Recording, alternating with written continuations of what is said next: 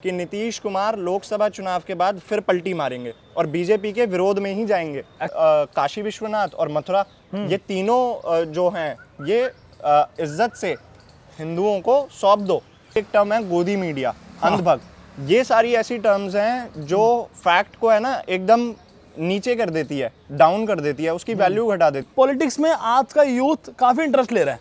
तो मेरे साथ एक भाई मौजूद है, कुशागर भाई, क्या हाल है आपका? तो ये कुशागर हैं, इनको लाखों लोग फॉलो कर रहे हैं इस टाइम इंस्टाग्राम पे, क्योंकि इनका एक नज़रिया, पॉलिटिक्स को देखने का नज़रिया काफ़ी अलग है, एनालाइज काफ़ी अच्छे से करते हैं। तो कुशागर, पहला क्वेश्चन मेरा आपसे यही है, यूथ आजकल कनेक्ट कर पा रहा है पॉलिटिक्स से, स्पेशली बीजेपी पार्टी से, तो रीज़न क्या है इसका? रीज़न इसका सबसे बड़ा ये है कि यूथ आजकल पढ़ा लिखा तो है ही, सोशल मीडिया तो है ही। सबसे बड़ा कारण है हमारे डॉक्टर एस जयशंकर, जो डिप्लोमैट हैं, नंबर 1 चल रहे हैं इस समय पॉपुलैरिटी में मोदी जी के बाद। वो काफ़ी यूथ को कनेक्ट कर पाते हैं, काफ़ी इंटेलेक्चुअल तरीके से वो अपनी बात रखते हैं। तो यूथ उनका दीवाना हो चुका है, जिस तरीके से वो इंडिया को रिप्रेजेंट करते हैं ग्लोबल लेवल पे, और जिस तरीके से बीजेपी किसी भी मुद्दे को लेके चलती है, तो वो दोहरा चरित्र नहीं अपनाती। दूसरी पॉलिटिकल पार्टीज दोहरा चरित्र कर देती हैं, जैसे कि केजरीवाल पहले कह रहे थे राम मंदिर की जगह हॉस्पिटल स्कूल बनाओ, आज गली गली सुंदरकांड का पाठ कराए फिर रहे हैं। तो ये एक पॉइंट है जी। अच्छा, तो अब जहाँ पे आपने बात शुरू कर दी है, तो मैं कुछ क्वेश्चन आपसे रखूंगा, थोड़े से तीखे सवाल रहेंगे आज मेरे। जी, लेकिन ये सवाल मेरे को पूछना जरूरी है, क्योंकि जनता जो देखेगी वो ये पूछना चाह रही है बीजेपी के स्पोक पर्सन से या बीजेपी पार्टी से। पहला क्वेश्चन तो ये अंधभक्त टर्म है जो ये यूज की जाती है काफी लेवल पे, दोनों पार्टियों से यूज की जाती है। अंधभक्त टर्म का मतलब क्या है यहाँ पर इस टाइम? देखिए, अंधभक्त हमें लोगों को बता रखा है कि मोदी का भक्त। हाँ, जैसे कि एक टर्म है गोदी मीडिया, अंधभक्त। ये सारी ऐसी टर्म्स हैं जो फैक्ट को है ना एकदम नीचे कर देती है, डाउन कर देती है, उसकी वैल्यू घटा देती है। जब सामने वाला बंदा कोई फैक्ट्स पे बात कर रहा है और वो अगर मोदी के पक्ष में बोल रहा है, तो वो हो गया अंधभक्त। ऐसा कांग्रेस के हिसाब से। कांग्रेस को क्या है दिक्कत, कांग्रेस के साथ ये है कि उसके पैरों के नीचे जमीन नहीं है, लेकिन उसे ये भी पता नहीं है कि उसके पैरों के नीचे जमीन नहीं है। तो ये है, भ्रम में है राहुल गांधी, मल्लिकार्जुन। देखिए ना, अभी आप कल संसद में लीडर ऑफ अपोजिशन ने बोल दिया कि अब की बार 400 पार। कांग्रेस का अध्यक्ष ये बोल रहा है, प्रेसिडेंट बोल रहा है कि अब की बार 400 पार। हाँ। और अंधभक्त हमें कहते हैं। अच्छा, राहुल गांधी का नाम ले लिया आपने, हम उनको इज्जत देंगे। राहुल गांधी जी का नाम लिया आपने, तो इनकी जो भारत जोड़ो यात्रा है, क्या आने वाले चुनाव में कुछ प्रभाव पड़ेगा उसका? देखिए, कुछ प्रभाव नहीं पड़ेगा। ना पहले दिन से ही नहीं पड़ रहा। अच्छा, भारत जोड़ो यात्रा का थोड़ा प्रभाव पड़ा तेलंगाना में, कर्नाटका में, जिस वजह से इनकी सरकार बनी, हिमाचल में। लेकिन उसके बाद ये तीनों स्टेट्स हार गए, मध्य प्रदेश हार गए, छत्तीसगढ़ हार गए, राजस्थान हार गए। और अभी ये जो भारत जोड़ो न्याय यात्रा कर रहे हैं, राम मंदिर में इन्हें जाना चाहिए था, राम मंदिर ये गए नहीं। बेवकूफ हैं, पता नहीं किससे सलाह लेते हैं। ये मेरे को कहना पड़ रहा है, क्योंकि राहुल गांधी एक ऐसे नेता बन चुके हैं जिन्हें कुछ पता ही नहीं है राजनीति के बारे में। जिस दिन उन्होंने भारत जोड़ो न्याय यात्रा शुरू करी, तो उस दिन उन्होंने मिलन देवड़ा, जो कि एक बहुत बड़े कांग्रेस के लीडर थे, उनके साथी थे, उन्होंने कांग्रेस छोड़ दी और शिवसेना ज्वाइन कर ली। और राहुल गांधी की तरफ से एक ट्वीट नहीं आया, एक पोस्ट नहीं डाली उन्होंने एक्स पे, या कुछ भी टिप्पणी नहीं, अपनी बात नहीं बताई कि क्यों मिलन देवड़ा छोड़ रहे हैं। मिलन देवड़ा इतने बड़े पॉलिटिशियन है कि मुकेश अंबानी ने उनके लिए प्रचार करा था कि वोट फॉर मिलन देवड़ा। ऐसा पॉलिटिशियन, ऐसा इतना बड़ा बिजनेसमैन मुंबई का छोड़ के जा रहा है और तुम्हें कुछ फर्क नहीं पड़ रहा। जी। अच्छा, एक क्वेश्चन मैं लूंगा इसमें, क्या लैक ऑफ कम्युनिकेशन रहता है कांग्रेस से लोगों के बीच में? क्या प्रॉपर इन्फॉर्मेशन नहीं दी जाती, लोग कंफ्यूज रहते हैं कांग्रेस के लिए लेके? देखिए, लैक ऑफ कम्युनिकेशन क्या, लैक ऑफ नॉलेज ही है राहुल गांधी में। तो सबसे पहली बात, जब नॉलेज ही नहीं होगी तो कम्युनिकेट किस बात का करोगे तुम जनता से? राहुल गांधी ना किसी से मिलते हैं, ना किसी को कुछ समझते हैं। जी। राहुल गांधी के लिए तो ये मैं कहना चाहता हूँ कि उम्र भर गालिब यही भूल करता रहा, धूल चेहरे पे थी और आईना साफ करता रहा। तो ऐसे हैं राहुल गांधी। अच्छा। ना तो कुछ उन्हें समझ में आता है, ना कुछ उनका कुछ मोटो है, सिर्फ पैदल चल रहे हैं, यात्रा निकाल रहे हैं। अरे सारी जिंदगी चल लो पैदल, तुम प्रधानमंत्री नहीं बन सकते। ये दावा है या आपको लग रहा है ऐसा? लग रहा है। अच्छा, दावा भी है। अच्छा, तो अभी मैं अपने दर्शकों को बता दूं, अभी तक आपने सुना, काफी अच्छे से कुशाग्र मेरे सवालों का जवाब दे रहे, लेकिन मेरी इस टाइम कोशिश ये है कुशागर कि मैं ट्रेंडिंग टॉपिक्स पे आपसे सवाल जवाब करूं, जो ट्विटर पे या एक्स जो हो गया उस पर ट्रेंड कर रहा है, इंस्टाग्राम पे ट्रेंड, फेसबुक पे ट्रेंड कर रहा है, ताकि लोग ज़्यादा कनेक्ट कर पाएं और उनके लिए जो भी ट्रेंड चल रहा है, क्योंकि पुराने हम गड़े मुर्दे नहीं उखाड़ेंगे यहाँ। जी, जी। पहला टॉपिक तो यही जो इस टाइम सबके दिमाग में है, 22 जनवरी को प्राण प्रतिष्ठा हुई राम मंदिर की, कैसा लगा पहले तो आप ये बताओ। देखिए मुझे तो बहुत अच्छा लगा, हाँ। क्योंकि as a nationalist, as a responsible citizen of India, ये कोई हिंदू मुस्लिम का मुद्दा नहीं था, ये तो नेता लोग बना रहे हैं इसे। ये एक हमारा सिविलाइजेशनल मुद्दा था, एक सांस्कृतिक चेतना थी जो उभर कर आई है, जो राम मंदिर बना है। जी। के मोहम्मद भी हैं, जो उन्होंने ASI के जो वो थे, तो उन्होंने खुद कहा है कि भाई आप राम मंदिर, काशी विश्वनाथ और मथुरा, ये तीनों जो हैं ये इज्जत से हिंदुओं को सौंप दो। ये तो उन्होंने कहा ही है खुद ही। जी। लेकिन बात नहीं माननी, लोगों को ओवैसी हैं, हिंदू मुसलमान करना है, नफरत फैलानी है, वो करेंगे। लेकिन एक ये सिविलाइजेशनल मुद्दा है, क्योंकि प्रभु श्री राम इस राष्ट्र की संस्कृति है, इस राष्ट्र की चेतना है। जैसे कि मोदी जी ने कहा कि राम नीति भी है और नेति भी है, राम विजय भी है और विनय भी है। तो कुशाग्र, एक क्वेश्चन जो निकल के आ रहा है, काफी ट्रेंड भी कर रहा है क्वेश्चन, जो एंटी भी पूछ रहे हैं या यूथ भी पूछ रहा है कि क्या राम मंदिर पॉलिटिक्स थी? जी बिल्कुल, मैं तो कह रहा हूँ कि राजनीति ना होती तो भगवान राम का मंदिर ही ना होता। अच्छा। क्योंकि भगवान राम राजनीति की मर्यादा है, ना बाली का साम्राज्य नहीं, या ना लंका ली सोने की।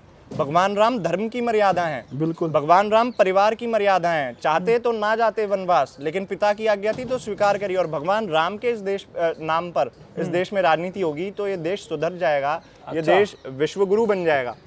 भगवान राम के नाम पर राजनीति हो रही है, बिल्कुल। बीजेपी क्रेडिट ले रही है, बिल्कुल ले रही है। बीजेपी के, RSS के, विश्व हिंदू परिषद के लोगों ने अपनी छाती पर गोलियां खाई हैं। जब मुलायम सिंह ने कहा था सरयू का पानी लाल हो गया था, इतने लोगों को गोली चलाई थी। कल मैं वरिष्ठ पत्रकार से मिला, नाम नहीं लूंगा उनका, वो उन्होंने संन्यास ले लिया था, 11 साल की उम्र में उन्होंने घर छोड़ दिया। अच्छा। उन्होंने बताया कि वो अपने गुरु के साथ थे, 30-40 और उनके साथ उनके शिष्य थे, गुरुकुल में थे वो। तो वो जा रहे थे, वो सरयू के इस पार थे जहाँ गोलियां चल रही थी। तो गोली चली जब मुलायम सिंह ने चलवाई, तो गोली उनके यहाँ से निकली, उनके साथ का जो दोस्त था, आप कल्पना कीजिए 11 साल का बच्चा, उसके गोली लगी, उसका जबड़ा फट गया यहाँ से, और वो भागे उस तरफ सरयू के पार अपनी जान बचाने के लिए। अच्छा। तो जो लोग कहते थे कि मंदिर वहीं बनाएंगे, तारीख नहीं बताएंगे, आज वो सुंदरकांड का पाठ कराए फिर रहे हैं दिल्ली में केजरीवाल मैं जैसे समझ गया टारगेट आपने किसको करा है। उन्हीं का ही पूछना चाहूंगा कि ये जो दोगला चरित्र होता है जी, हर बार अपोजिशन की तरफ से कभी कभी देखने को मिलता है कि कभी कह रहे हैं कि नहीं बनना चाहिए था, कभी उसके बाद फिर पूरा सपोर्ट भी दिखा रहे हैं, हम जाएंगे, दर्शन के लिए भी जाएंगे। दूसरी तरफ एक हमारे जो मेहमान है राहुल गांधी जी, जो हमारे महान है इवन, वो तो बहुत, वो कहते हैं कि हमें क्या कहते हैं, मैं जाऊंगा ही नहीं, मैं अपनी भारत जोड़ो यात्रा मेरे लिए इंपॉर्टेंट है। तो ये दोगला चरित्र है क्या, ये है टॉपिक फेलियर का इनके लिए? जी बिल्कुल। हर एक जिसने विरोध करा है, जैसे अखिलेश यादव झूठ बोलते हैं ना कि कृष्ण जी मेरे सपने में आते हैं, और तेज प्रताप यादव तो महान ही है एकदम, कि कह रहे हैं कि वो तो हमारे सपने में आए प्रभु श्री राम, और हमें बता रहे हैं कि राम मंदिर मत जाओ, मैं वहां नहीं आ रहा। क्या मूर्खों वाली हरकतें कर रहे हो तुम? अगर राहुल गांधी में थोड़ी सी भी बुद्धि होती, थोड़े से भी विवेक से काम लेते वो, तो अयोध्या से ही शुरू करना था, अपनी यात्रा अयोध्या से ही शुरू करो। और जो लोग कह रहे हैं कि बीजेपी क्रेडिट ले रही है राम मंदिर का, अरे तो भैया आप भी लीजिए, काशी विश्वनाथ का मंदिर है, आप कहिए वहाँ कि वो मंदिर था, मस्जिद तोड़ी औरंगजेब ने, मस्जिद बनाई, वहाँ सारे प्रूफ निकल गए, शिवलिंग निकल गई, हनुमान जी की टूटी हुई मूर्ति निकल गई, वहाँ वो लोग, वहाँ दीवारें चीख के कह रही हैं कि हम मंदिर हैं।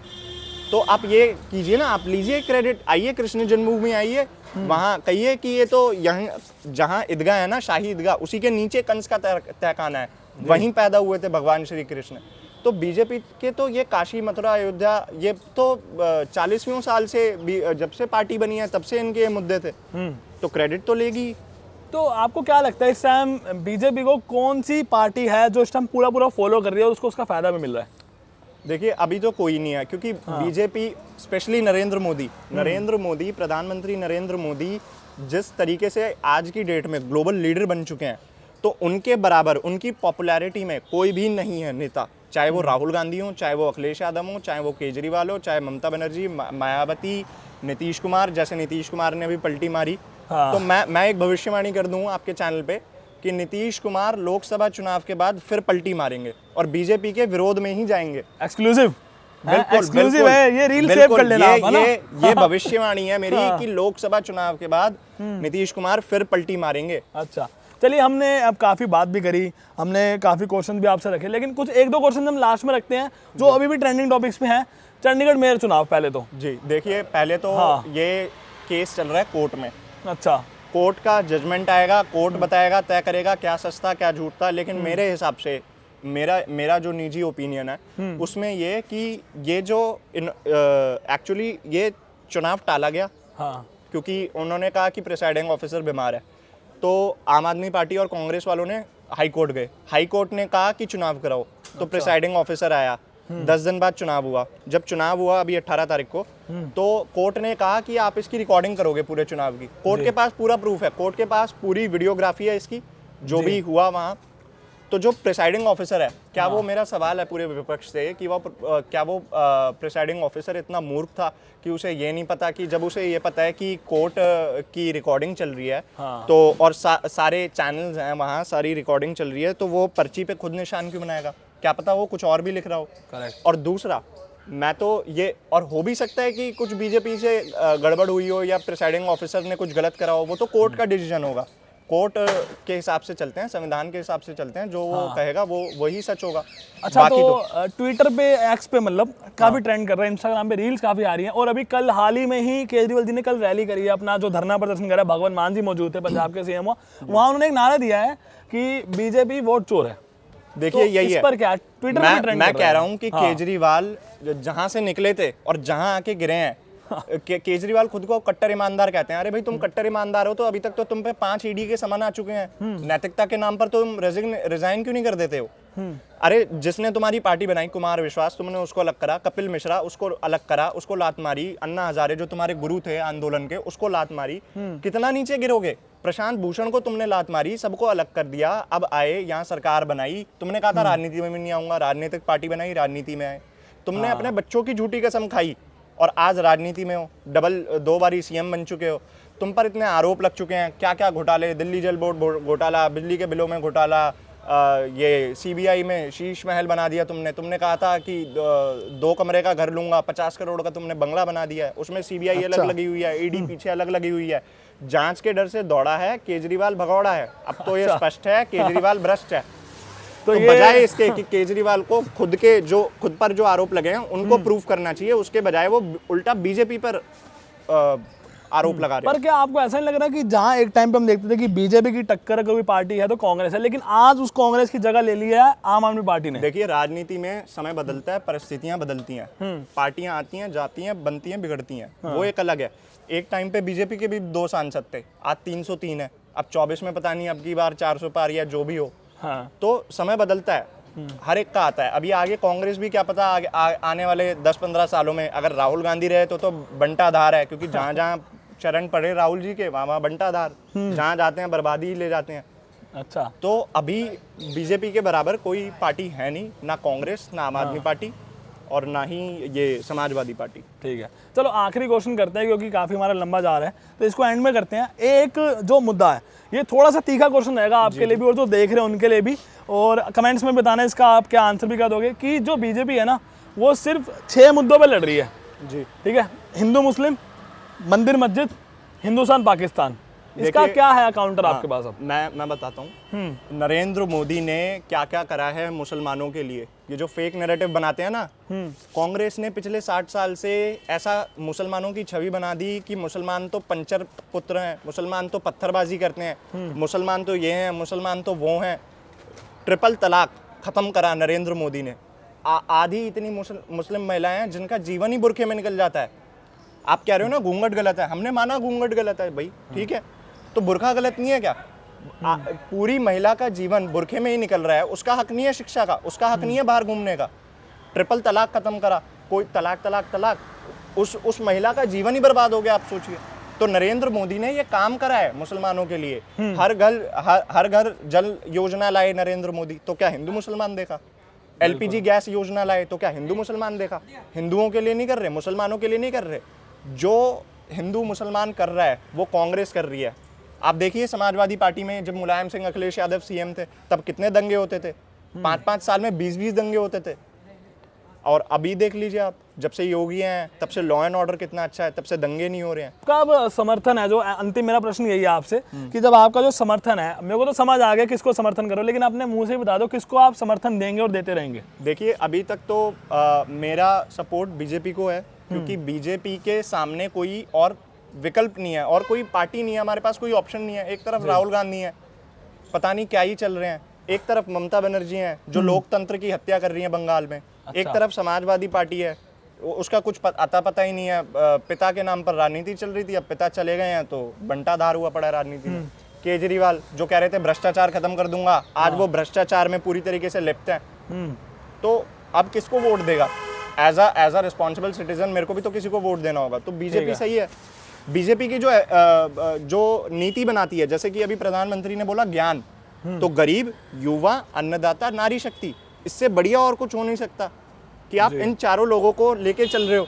आप जाति नहीं देख रहे, आप बांट नहीं रहे समाज को लेके चल रहे हो, तो इससे बढ़िया क्या होगा?